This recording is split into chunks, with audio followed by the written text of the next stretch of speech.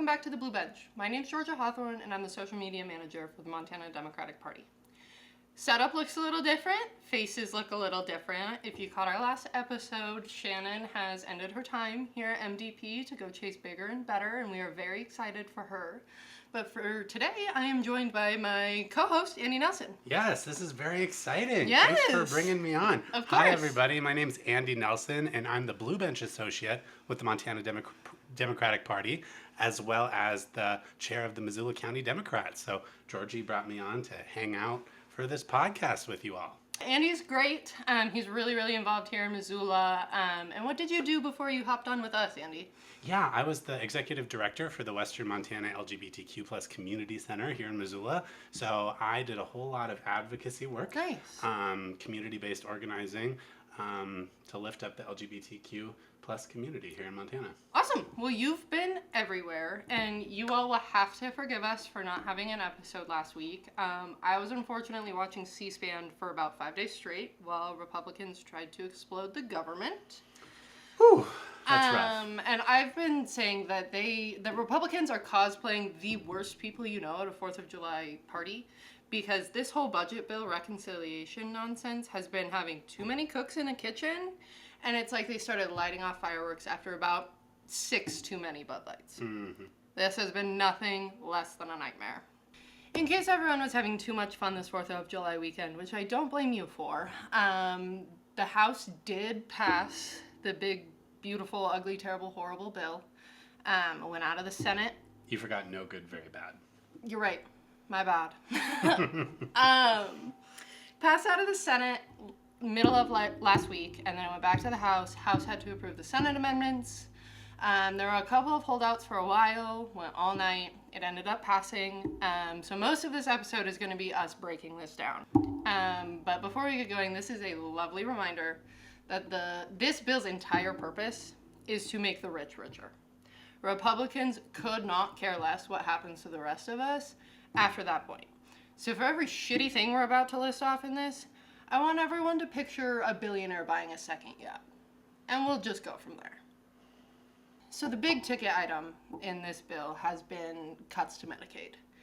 And now that everything is said and done, the estimates are that with the cuts to Medicaid, Medicare, and the cuts to the subsidies for the Affordable Care Act, or Obamacare, 17 million Americans are at risk of losing health care coverage. And when you break that down on a state level, it's about 105,000 Montanans that could potentially get kicked off their health insurance. That's like the number of people that live in Billings. Right. Like, That's those crazy. are all of the Montanans that are on Medicaid, Medicare, or ACA, I believe, in some fashion. And that is the number that's at risk. It's about 9% of the state. Horrifying. Truly. Another big Medicaid issue is Republicans are now forcing work requirements for folks on Medicaid. Previously, this was a state decision. States could choose to implement Medicaid work requirements if they wanted to. Montana Republicans have been trying for years, but those are pretty minimal still. But for context, 76% of Montanans that are on Medicaid are either working already or in school. So yeah, 3 in 4 Montanans that are on Medicaid are either working, whether that be part-time or full-time, or they're enrolled in some kind of secondary education, trade school, 2-year, 4-year college. And it's been proven that work requirements do absolutely nothing but restrict access. Right. They've tried this in other states. And it just goes south because it's just added paperwork, added deadlines, added documentation. And if you're a single mom and you and your 2 kids are on Medicaid, you don't have time in the week to track down 800 different things for the health department in order to prove that you're working so that you can have health insurance for your kids. Right. So that's a major piece of this. I'd say that healthcare is probably the thing that gets hit the hardest in this bill, and healthcare as a whole mainly, because there were also massive cuts to SNAP, which is a food assistance program for low-income folks. Over 80,000 Montanans depend on SNAP to put food on the table. And the state is actually facing a $50 million budget shortfall when it comes to SNAP. So what does that mean? Does that mean SNAP is completely gone? Those 80,000 people don't have an option for nutritious food anymore? Depends on what the legislature and the governor decide to do about it. We're going to have to shift some money around and figure out what we can pull back on or cut or something if the legislature chooses to move money there. The other alternative is that the legislature just says, ah, shucks, we don't have the money. Guess SNAP doesn't exist anymore. And these are the things that the Republicans that voted for this knew these things. Right. Steve Daines, Tim Sheehy, Ryan Zinke, Troy Downing, they all knew that Montana was going to face shortfalls because of this. And yet, here we are. And it's because they don't care about us. It's so disappointing because the people that are going to be impacted the most by this bill are the lowest income people. Really? In Montana and across the country. That's what's so disheartening about it. And the people in the room that have the power have a lot of money and just not a lot of empathy within themselves. I mean, it came out, really care. It came out a couple of weeks ago, like in the midst of all of this budget bill, that he's selling his mansion on Flathead Lake for a small, like $10 million or something like that. Drop in the bucket. But he doesn't bat an eye at taking away food from poor kids. Yeah. Like, it doesn't track to me. And you talk about the most vulnerable people that are going to get hit by this, and a lot of that is going to be in rural Montana. Yeah. It's been said anyways that 1 in 4 nursing homes across the country might close. If you take that 1 in 4 number for Montana, that's 18 nursing homes that would close just here in the state. And then rural hospitals. Rural hospitals really heavily depend on Medicaid funding to keep their doors open. You know, with the way these Medicaid cuts are going, these rural hospitals are going to bear the brunt of it. And it's been said that 8 already, it came out like right as it passed the Senate, that 8 rural hospitals were basically on the brink of closure. And it's pretty certain that this budget bill is pretty much just the nail in the coffin. That's heartbreaking, and it really hits close to home for me. You know, I grew up in Culbertson in northeastern Montana, and it's like the public school and the rural healthcare systems, hospitals, nursing homes, that keep those rural towns like mine with a population of 750 people alive, literally. Literally alive. Literally, and you know, I know that. I mean, there's going to be a closure in Wolf Point and Poplar. Those are 2 towns in Roosevelt County, bigger towns, right? And that's going to affect a lot of people. I know my grandma can't just get to Billings to get her health care because Billings is 5 hours away by car. Well, I mean, maybe your grandma should just have a private plane. Private plane, yeah. Like the rest of them. There you go. That's an idea. But Do you think Sheehy will let her? Maybe. Should we ask Sheehy if he'll donate? Let's give him a That'd call. be nice. Yeah. I feel like the second major point that gets brought up with this budget bill, and disclaimer for everyone who doesn't spend their lives looking at all of this language, Big Beautiful Bill is the budget bill, is the reconciliation bill, it is the tax and spend bill. All of those are the same name for the same thing. Right. So whenever you hear someone use the term budget bill, reconciliation bill, even the reconciliation process, all of that is in reference to the Big Beautiful Bill. Right. I did find it really petty, though, that Minority Leader Schumer hopped on the floor at the absolute last second during Votorama to amend the title Oh, I of the missed bill. this. Yeah, I don't know what the actual title is now, but it is no longer the One Big Beautiful Bill Act. Okay. Um, Please tell me he changed it to the terrible, horrible, no good, very bad bill. I believe on the floor he called it a big, ugly betrayal, like in his speech, which is pretty close. But I believe they just got rid of like the title entirely, so it is now just like House Resolution 1 or something like that. But House Resolution 1 raises the deficit significantly. Wait, raises the deficit? Yeah. I feel duped because Republicans are the ones that got this passed, got it across the finish line. Right. Every single Democrat voted against it. Also true. Okay, right. I thought the Republicans were the party of fiscal conservatism. But you're telling me That they're going to spend potentially up to $5 trillion? potentially up to $5 trillion. Yeah. That's so much money, Georgie. But the really funny part, like you mentioned the hypocrisy there, but the second part, this is really their shtick, isn't it? They just say one thing and then 6 months later say another thing and then say another thing, and do these guys actually believe anything? I'm going to use this in my toolbox next time one of my more conservative-leaning friends is like, oh, but wait, the debt ceiling. Yeah! And then I'll just bring up H.R. 1, the big ugly bill. Yes. It's funny you bring that up, actually, because you know what we get to do later this summer? Raise the debt ceiling! Wow. And the last time we had to raise the debt ceiling, Republicans almost shut down the government over it. Oh, that's right. They threw such a big tantrum that they were willing to completely and totally shut down the federal government because spending was out of control. And when you shut down the government, that's like ending employment temporarily Yes. for national park workers, literally anybody that works for the federal government. Right, but usually if you are an essential employee, throwback to the pandemic, you get to keep working. Oh, right. So those in Congress and the Senate, Yeah, they get paid. They keep getting paid. Well, so they keep working, but they don't get paid. Okay. So I was actually, last time it almost shut down, I was interning for Senator Tester.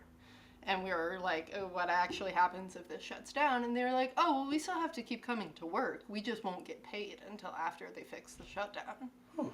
So you just get to like go work for free for a couple of weeks while they screw around in DC.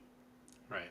But yeah, fiscal responsibility. Annie, you haven't been too much of a victim of this, but Shannon and I used to have to talk about Northwestern Energy an insane amount. Mm-hmm. And here we are talking about energy costs again because the big ugly bill cuts a bunch of money for developing clean energy programs. So wind, hydro, solar. And now that all of these projects are getting stopped essentially because they have to be completed by the end of the year. Meaning that there's going to be a bunch of these projects that are halfway built and they're going to get their funding taken away. And then it's just going to go, oops, sorry. Right. So all of this clean energy that places were hoping to infuse into their infrastructure. And have been investing in. Yes, and have been investing in. All of that's getting pulled out. Crazy. So energy costs across the country are expected to go up on average about 14%. So not only did we just have hikes from Northwestern Energy, we can expect to have more energy hikes again. Yep. I was doing the math, and it will have been a 53%. If they get all the increases in the hearing that they're having right now at the PSC, plus this increase, Montanans can expect around a 53% increase in their energy bill from 2023. Wow. So, in a nutshell, the Republicans are telling us that they're cutting our taxes, but that may be so in disguise. But yet, on the other side, we're going to experience rate hikes in energy. Yep. Social safety nets for healthcare and other things will disappear for certain people. Right. So, really, these tax cuts are bullshit. Yes. Point blank. Okay. Because if you are a person who uses Medicaid, who uses SNAP, things like that, you don't get a tax break because you don't make enough money. The only thing these tax breaks help out is if you already make a lot of money. If you make a lot of money, you make more money. If you don't make all that much money, you're not getting much of a tax break if you get one at all. Right. When it comes to energy costs especially, they also completely obliterated the budget for, it's called LIHEAP. It stands for the Low Income Home Energy Assistance Program. And it basically helps low-income folks keep the heat on in the winter. There were about 17,000 Montanans who used this program back in 2023. And now it just doesn't really exist anymore. So you can either take your chances with Northwestern Energy and their 53% increase, or Wow. that's pretty much your option. I've also read that the tax incentives for clean energy will be disappearing. Yep. At the end of the year. Yep. Actually, it's a great thing you bring that up because President Biden put in tax credits for electric vehicles, for energy efficient home improvements. All of those tax credits will be canceled by the end of the year, but they have different deadlines. So if any of you are thinking about buying an EV or making updates to your house or doing anything like that, check your dates. Do it because, now. Like, do it like right Today, now. tomorrow. Pause the podcast. Go look it up. Because I believe one of them expires in September and the other one expires at the end of the year. And those tax credits will just be like poof, gone. Won't exist anymore. Another hot topic around this bill, the Trump administration, and especially the last couple of weeks, has been immigration. And they put their money where their priorities are, I guess, because ICE and Border Patrol basically got written a $170 billion check. And it's designated to fund all kinds of things, but it's mainly to finish the wall on the Mexican border. The wall that doesn't work. The wall that doesn't work that he started almost a decade ago and still isn't finished. Wow.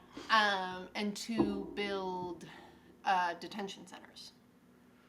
Like this Alligator Alley I'm hearing about. Yeah, like Alligator, Alcatraz, and all of these Alcatraz, very scary Wow. like setups for, you know, the illegal immigrants, and it just turns out to be brown people that they pick up off the street. This is insane. Like, I can't imagine being a person of color living in this country right now and having to hear every single day about people getting disappeared off the street. It's insane. Honestly. I can't even, like, bring myself to talk about it because it's heartbreaking, it's terrifying. I mean, the Republican Party is really showing us where their morals and values lie. But not only did they get written this huge check, they're also about to make a ton more money because Republicans added a bunch of extra fees to the immigration process.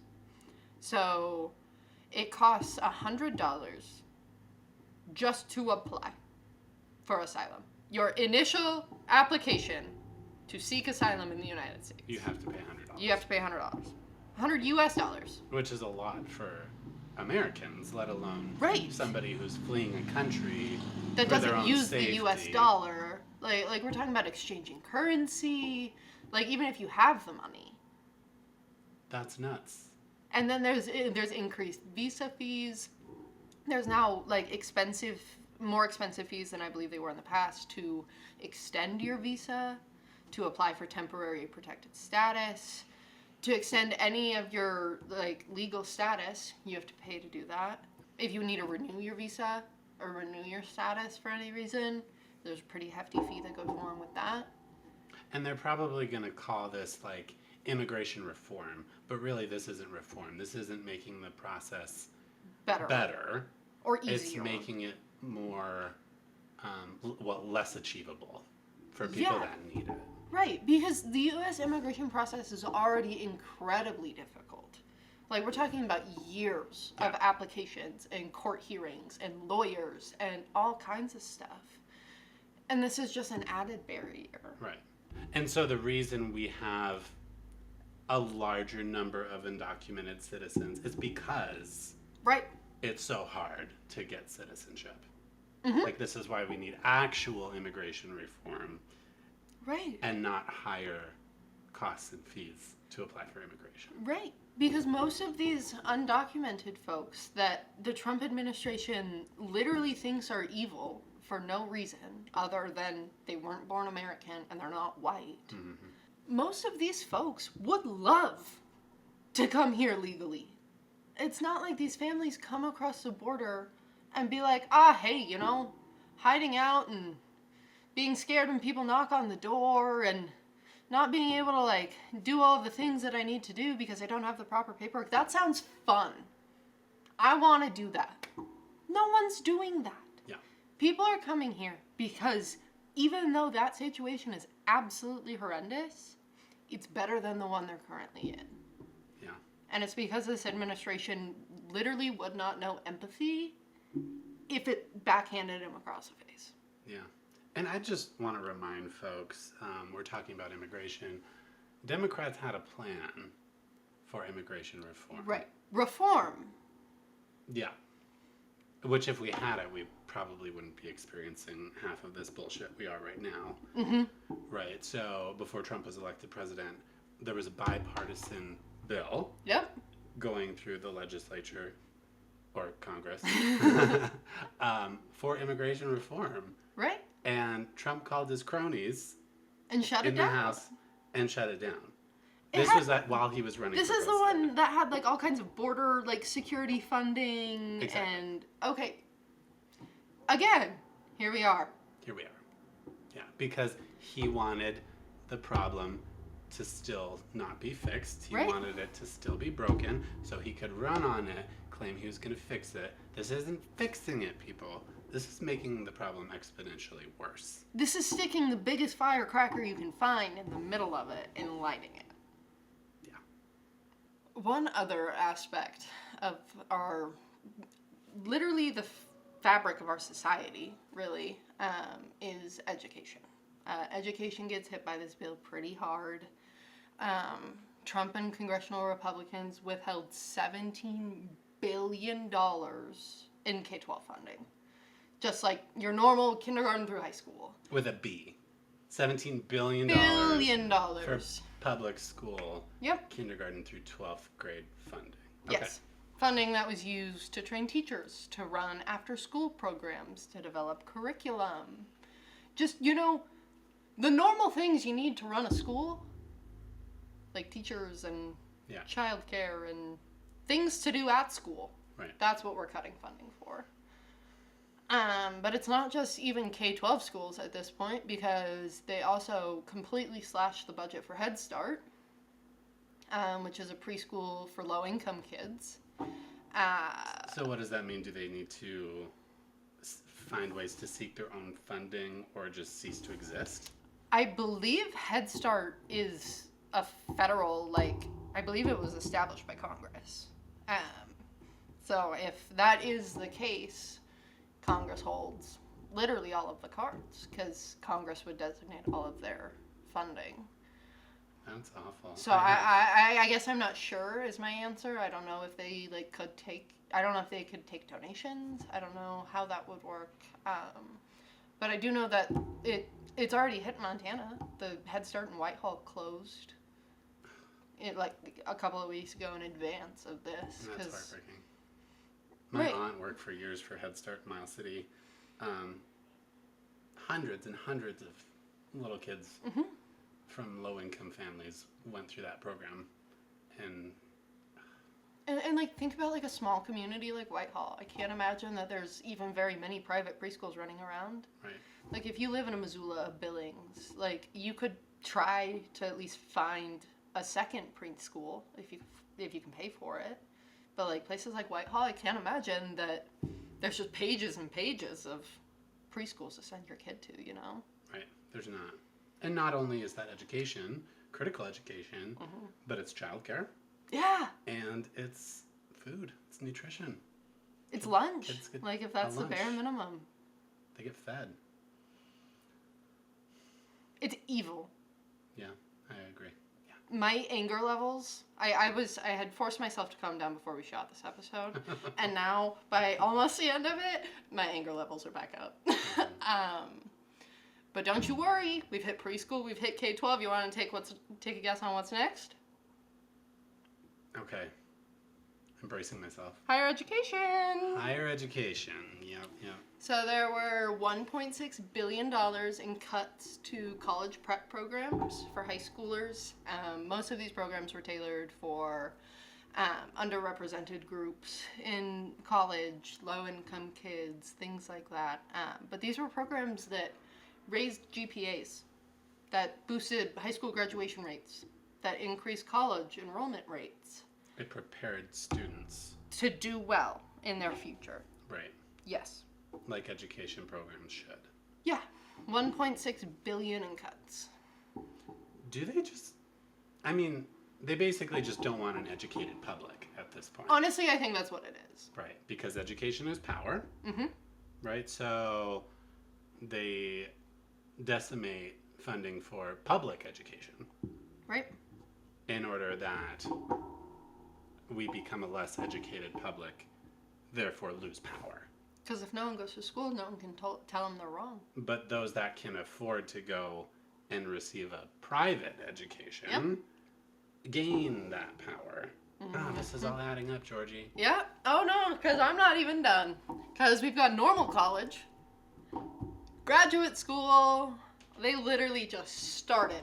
They said, "What's the first school a kid goes to, and what's the last school an adult goes to?" And they just went down the line. Mm-hmm. So there is now a lifetime cap on graduate and professional school loans. Professional schools are like med schools, law schools, physical therapy schools, that kind of thing. They usually require a lot of years, which makes them really expensive. And that's why it's a lifetime cap. It's because they take so long. You can't say 2 years or 4 years because it takes everyone a different amount of time for programs like that. Right. But I believe the lifetime cap is $200,000. So you can take out $200,000 to go to law school. But if your law school costs more than $200,000, you're on your own. Wow. You have to cover that money. And today and age, like, that's probably, like, the average law school probably costs more than that. Yeah, I feel like most law school tuitions I see are like 60 or 70K a year. Okay. Especially if you want to go to like a nice law school. Yeah. Like say you want to go to like a top 25 law school. Like you're looking at 70, 80, 90K a year. Times 3 because it's 3 years of law school. You're looking at, on the high end, $270,000 in just tuition cost. Not including the bar. So anything above 200,000 comes out of your pocket. So you can, and I'm like, sure, if you can find a private scholarship to pay for that, great. Yeah. You could take a personal loan for that, but right. But you're gonna have to hustle to figure out where that's coming from. And the problem with that is that, and it goes back to your point about only the rich get the nice educations, is that eventually this would result in only rich people being doctors or lawyers. Right. It's just this running theme of making all education inaccessible. Right. And it's hard because it's the low-income kids that it affects the most. I feel like they should have called this the bourgeoisie bill. You know? It's giving, like, I don't know, French Revolution. Let them eat cake. Yeah. And, you know, like we keep saying, and I'm just going to say it again, the rich are getting tax breaks. In order to pay for those tax breaks, they are taking away low-income people's health care and other benefits, other social safety net programs that have worked for years. Yep. Your cousin goes hungry because your aunt got kicked off of SNAP. Your grandma can't find a nursing home, so you have to pull her into your bedroom because you don't have the space to buy a bigger apartment, or you don't have the funds to buy a bigger apartment. But then you can't heat the apartment in the winter. And meanwhile, Elon Musk is out here doing, like, he's like creating a new political party or something because he's just got cash. Gone. He's just got cash to burn. Yeah. Meanwhile, the rest of us can freeze and starve. God. So I'm an optimist, right? I remain an optimist. But shit, this is really hard. This is devastating. Yeah. To us living in America. It's gonna take a long time to crawl out from this catastrophe. It really is. And like, we're gonna do it. I mean, the people are coming out of the woodwork, you know, protesting and doing what we need to. And we're living through the results of this last election, but like, as we know, elections have consequences. And we are living through the bullshit right now. God, are we ever. I'm still an optimist, though. I'm proud of you. But this is hard. I've always been a cynic, I think. No, but you mentioned being an optimist, and as I was getting ready for today, I was like, you know what? We're going to talk about all of these actually horrible, devastating things. So what's some good news? And I was like,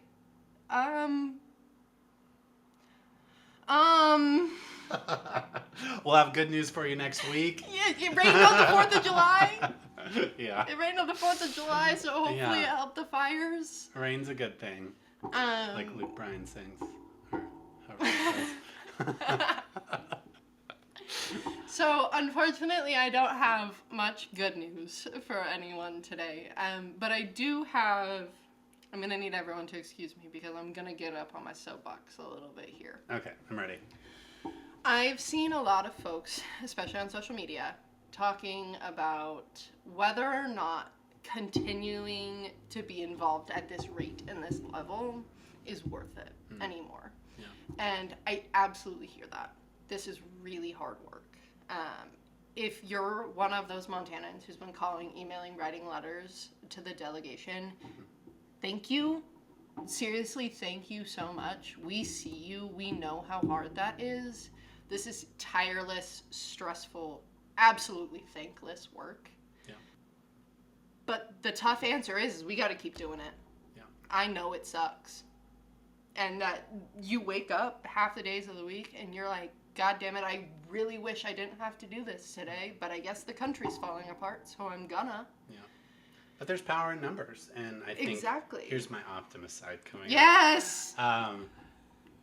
I, in my political work here, am seeing more and more people step up asking what I can do to help and engaging absolutely in the democratic process, writing letters, calling their representatives, posting on social media. Yeah. I mean, even that alone is beneficial. Yeah. It truly is. Spreads the word to your friends and family that might not see it otherwise. Right. People, questioning why this is happening and therefore becoming more engaged in civics, learning about government. Why is this happening? Why shouldn't this be happening? Right. And what I can do about it. So, like you say, it's exhausting. But, we got to know we're not alone. Yeah, no. And there's more people coming in every day. Yeah. For you political veterans out there, I get that it's really hard to keep doing this day in, day out. You don't get a response. When you do get a response, it's some bogus form letter that ChatGPT probably wrote, or no response at all. And then you see no change in their action, and they continue to you watch them vote against the will of the people time and time again. And that's hard. But the flip side of this, if we stop, if we say, you know what, this is too hard, I'm tired, I'm done, we really do just give them a free pass. I know they're acting That's what they want. I know they're acting like they have one, but they don't. Yeah. The second we all tune out and stop holding them accountable, then they really do have a free pass. And you're crazy if you don't think they're going to take it and run for the frickin' hills. Yeah. The third part of this is that politics is hard, just in general. Also, it's just hard to live right now with the news and it, cutting programs, and it can all feel so overwhelming and so stressful and terrible. But this is a long fight. Yeah. And it was designed to be complicated for a reason. This is what they want. They want us to be overwhelmed. The more complicated it is, the less people engage in the process. But so, for everyone out there who's feeling that burnout, take the week off. If you're feeling like you're starting to go nuts because you've been making too many phone calls and you've been reading too many news headlines, take the week off. Turn the notifications off your phone. Yeah. Go outside. Drink a good cup of coffee. And come back to us in a week, because we'll have stuff for you. We always do. But binge watch a TV show. Yeah. I'd recommend Hacks on HBO. Oh! No, really tell me about this. I need new shows. It's so good. Yeah. Jean Smart. She's a legend. Formerly from Designing Women. Okay. And she plays this, comedian in Vegas who's kind of, hit her peak, but befriends, this writer chick. How did we get here? I think that's our sign to be done. Oh, okay. No, I love it. Yeah. Watch Hacks, HBO. Watch Hacks. Take care of yourself. Tell your friends and family just how bad this budget bill is going to be across Montana. And we'll see you next week. Bye.